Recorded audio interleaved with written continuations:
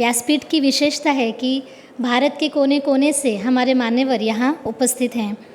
सबसे पहले हम बंगाल से सुनेंगे अधिवक्ता जॉयदीप मुखर्जी जी को। उसके पहले उनका परिचय जान लेते हैं। बंगाल में हिंदुओं की बढ़ती समस्या और सबसे महत्वपूर्ण है उस पर उपाय, ये विषय वे हमें बताएंगे। आप all India legal aid forum के महासचिव हैं, अखिल भारतीय बार एसोसिएशन के आजीवन सदस्य हैं, Paschim Bangal building and other construction workers welfare board इसके आप अध्यक्ष हैं। पश्चिम बंगाल जैसी विपरीत परिस्थिति में आप हिंदुत्व के कार्य में सक्रिय हैं और वहाँ की वामपंथी हिंदू द्रोही शासन को हटाने के आंदोलन में सहभागी होते हैं। मैं अधिवक्ता जॉयदीप जी से विनती करती हूँ कि वे हमारा मार्गदर्शन करें। जय हिंद, वंदे मातरम, जयतु हिंदू राष्ट्र।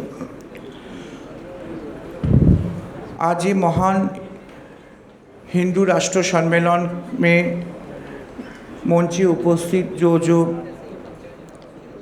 महानुभाव अतिथि उपस्थित है, सबको मेरा नमस्कार। और जो महाराज जी है और हिंदू जागृति मंच का अध्यक्ष जी और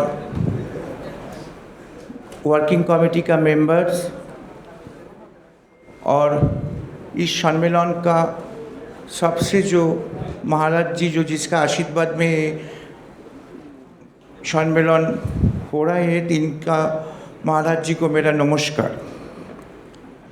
सब्जेक्ट जो आज है, ये सब्जेक्ट जो संचालक मेरा को रिक्वेस्ट किया जो जिस मैटर में बोलने के लिए, ये बहुत भास्ट सब्जेक्ट है और इसको काट एंड पेस्ट करके बोलने के लिए थोड़ा सा टाइम 20 मिनट का अंदर में हमको कंप्लीट करने होगा। लेकिन ये जो प्रॉब्लम आज नॉर्थ ईस्ट में है,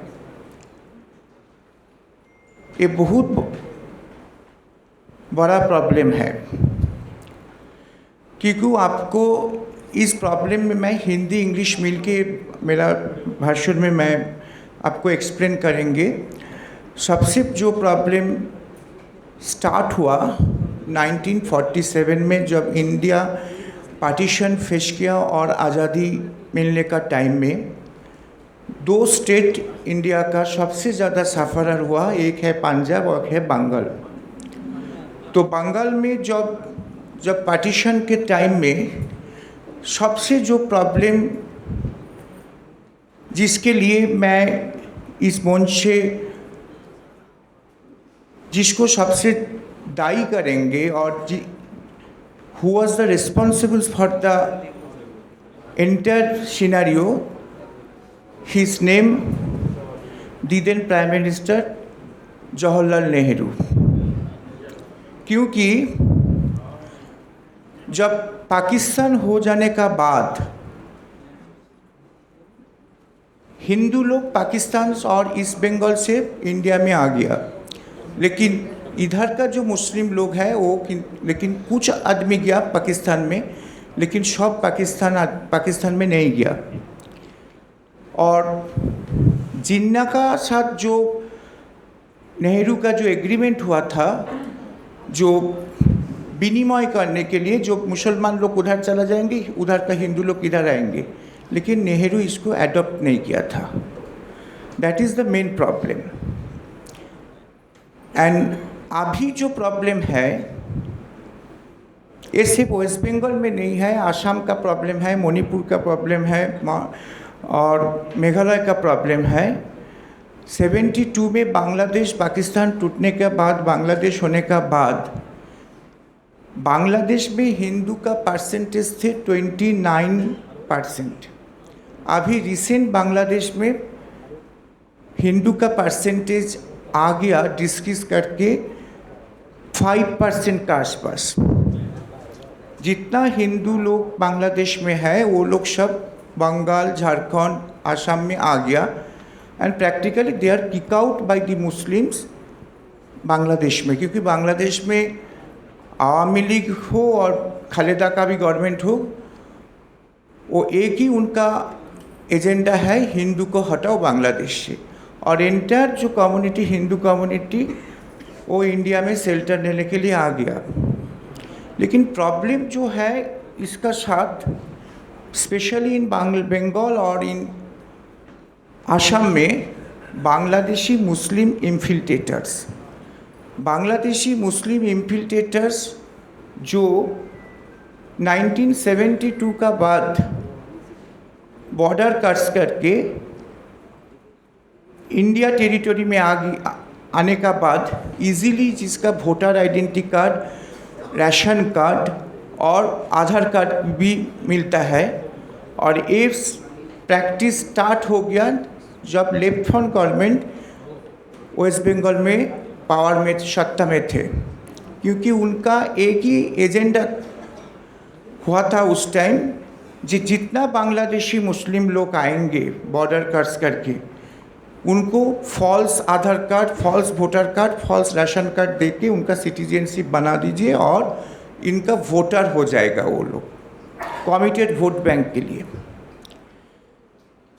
अभी जो प्रॉब्लम नॉर्थ ईस्ट में है, मेघालय, आसाम और वेस्ट बंगाल, ये बांग्लादेश का जो तीनों जो साइड जो इंडिया का बॉर्डर है, इसमें मिनिमम 8000 का आसपास जो गांव है, विलेज है, जिधर हिंदू 0%।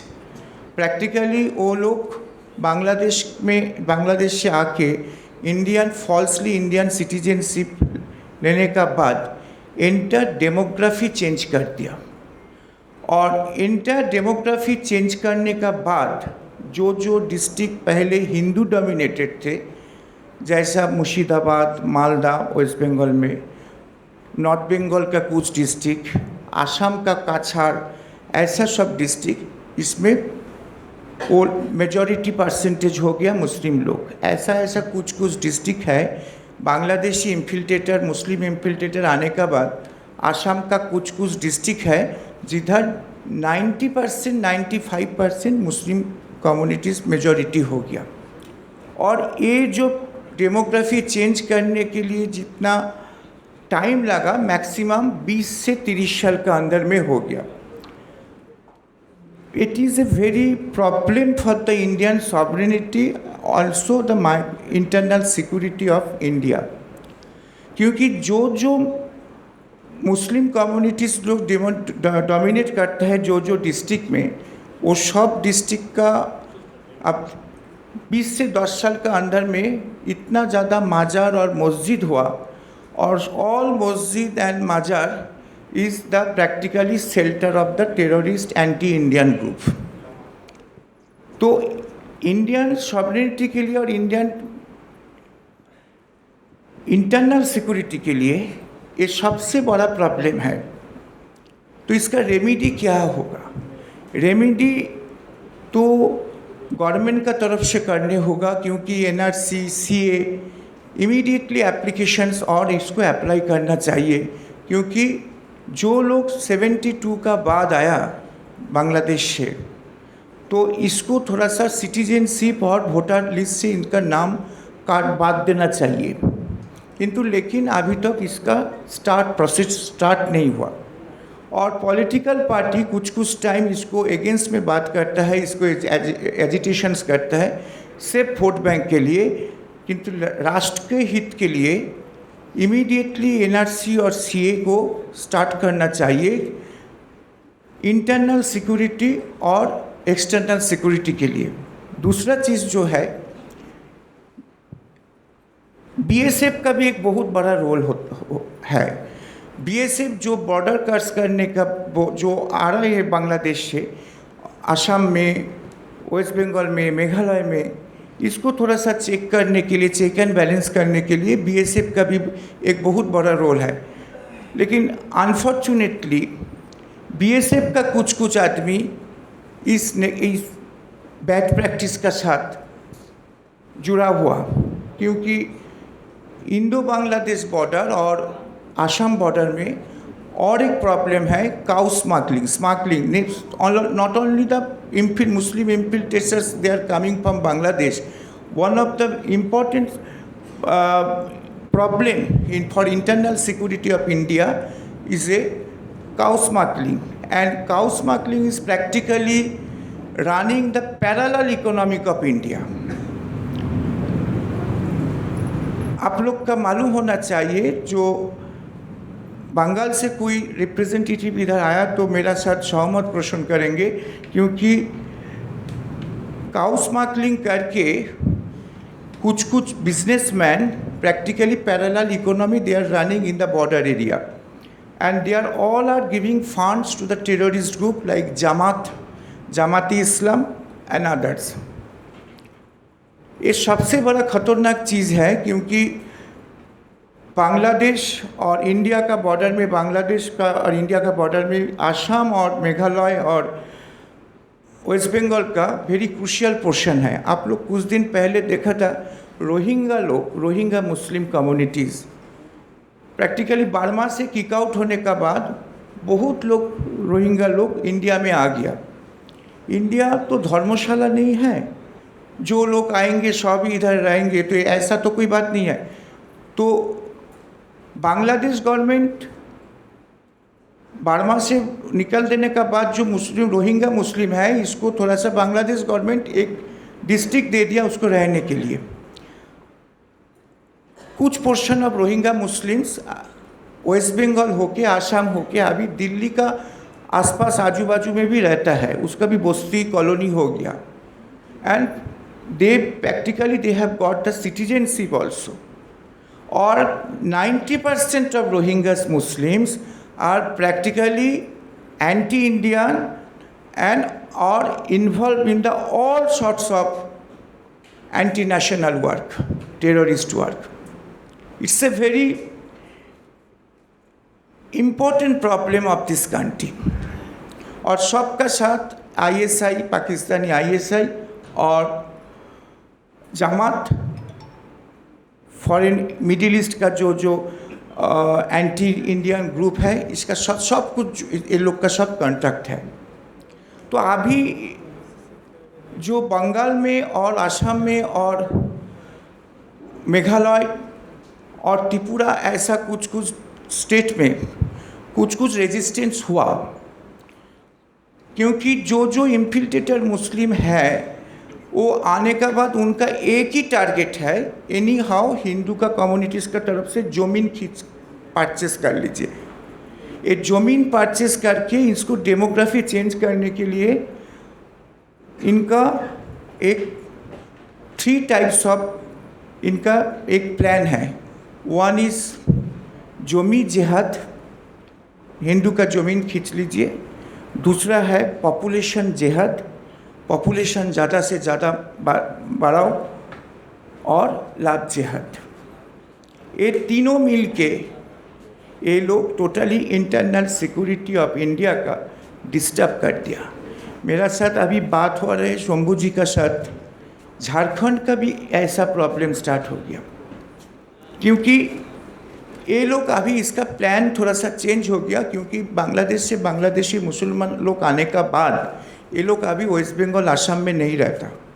ये क्या करता है, सेफ पैसेज, वेस्ट बंगाल और आसाम को सेफ पैसेज यूज़ करके देश का हर कोने कोने में ये लोग का बस्ती कॉलोनी और ग्रुप इनको इधर रहने के लिए उनका अरेंजमेंट हो गया। जैसा केरला में है, महाराष्ट्र में है, यूपी में है, कुछ लोग गुजरात और मेनली दिल्ली का आसपास उत्तराखंड में ये लोग सब शेल्टर लेने के लिए इधर उधर, और कुछ लोग मेड सर्वेंट होके, कुछ लोग मेल सर्वेंट होके, कुछ लोग सोना का काम, गोल्ड का काम करने के लिए सूरत में जाके, ऐसा करके वो लोग टोटल इंडिया में स्प्रेड हो गया। मिनिमम अभी मेरा जो सर्वे रिपोर्ट है, जो 5 करोड़ से 6 crore Bangladeshi Muslim they are staying in India without citizenship and proper documents or by false documents like Aadhaar card, voter identity card, and also false ration card. तो गवर्नमेंट का तरफ से इसको थोड़ा सा चेस करना चाहिए, और हिंदू जागृति जैसा संगठन, हिंदू जो संगठन है, ये थोड़ा सा इस मैटर को सीरियसली देखने होगा। क्योंकि हिंदू राष्ट्र तो हम लोग का तो डिमांड है, क्योंकि हिंदू राष्ट्र तो हम लोग का 47 में आज़ादी होने का बाद से ही तो हिंदू राष्ट्र तो होना चाहिए था, क्योंकि पार्टीशन तो हुआ सिर्फ द्विजाति तत्व का ऊपर बेस करके, टू नेशन थ्योरी का ऊपर बेस करके। तो मुस्लिम के लिए उन लोग का अलग राष्ट्र मिला। तो this India is absolutely for the Hindus community. लेकिन कांग्रेस गवर्नमेंट ऐसा कुछ नहीं किया। कांग्रेस गवर्नमेंट देश का हिंदू लोग का साथ बिट्रे किया, और सबसे ज़्यादा बिट्रे 1972 में हुआ, जब संविधान को, कॉन्स्टिट्यूशन को अमेंडमेंट करके सेकुलर वर्ड को ऐड कर दिया कॉन्स्टिट्यूशन में, क्योंकि हम लोग का प्रीएम्बल ऑफ कॉन्स्टिट्यूशन में कभी सेकुलर वर्ड नहीं थे। तो आज टाइम आ गया, हम लोग हिंदू राष्ट्र होने का पहले फास्ट स्टेपिंग होना चाहिए, कॉन्स्टिट्यूशन ऑफ इंडिया से सेकुलर वर्ड को डिलीट करना चाहिए। क्योंकि हिंदू राष्ट्र तो है, हिंदू मेजॉरिटी 75% हिंदू राष्ट्र तो हिंदू तो है, हिंदू का ही राष्ट्र है। लेकिन जब पार्टीशन हुआ, मेरा क्वेश्चन आज मैं आपका पास रखूँ, ये मेरा डिबेट है, मेरा आपका पास मेरा विनोदी प्रश्न है, ये लोग आप चर्चा कीजिए ऑल ओवर इंडिया में। जब आज़ादी हुआ द्विजाति तत्व, टू नेशन थ्योरी का ऊपर, मुसलमान लोग अलग राष्ट्र मिल गया, उनका 2 राष्ट्र मिल गया। पाकिस्तान होने के बाद जब बांग्लादेश हुआ, इंडिया का सपोर्ट में बांग्लादेश हुआ, लेकिन बांग्लादेश भी इंडिया का साथ बिट्रे किया।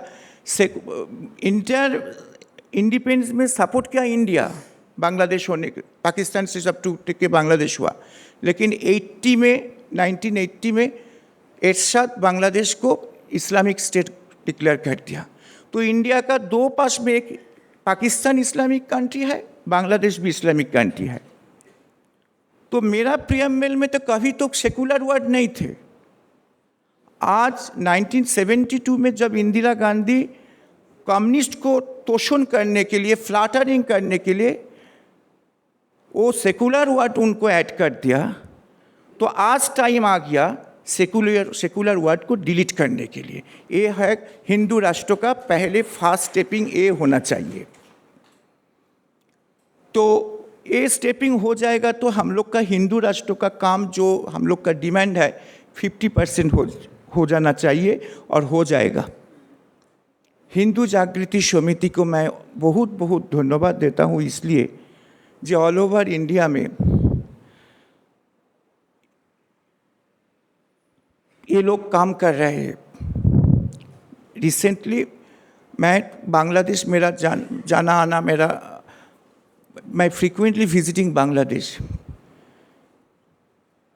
आप लोग विश्वास नहीं करेंगे बांग्लादेश में हिंदू कम्युनिटीज़ का क्या हाल है। आप लोग नहीं सोच सकते। कोई इधर का कोई बांग्लादेश से कोई रिप्रेजेंटेटिव है तो उनका मालूम है, बांग्लादेश में सिर्फ दोनों slogan, either Khaleda or Hasina is claiming she is pro India. जब इलेक्शन चुनाव आता है, इंडिया का साथ हेल्प लेने के लिए प्रो इंडिया हो जाता है। जो इलेक्शन ख़त्म हो जाता है, वो हिंदू को मारने के लिए सब एकदम एक ही साथ है, खालिदा का साथ।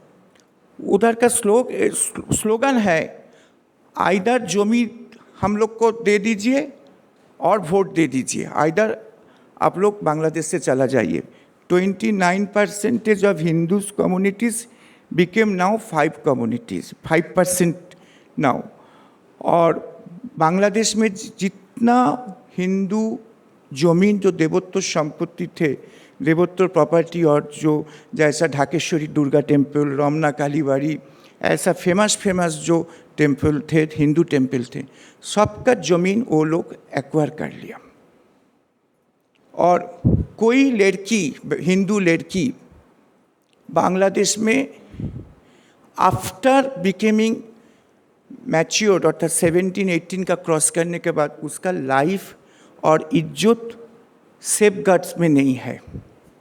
वो पढ़ाई करके नहीं जा सकता, वो रास्ता में पढ़ाई करने के लिए जाएंगे तो उसको इफ्टीजिंग हो जाएगा, उसको छीन कर उसको स्नैचिंग करके लेके जाकर रेप हो जाता है और कन्वर्टेड हो जाता है, फोर्सफुली कन्वर्टेड करता है।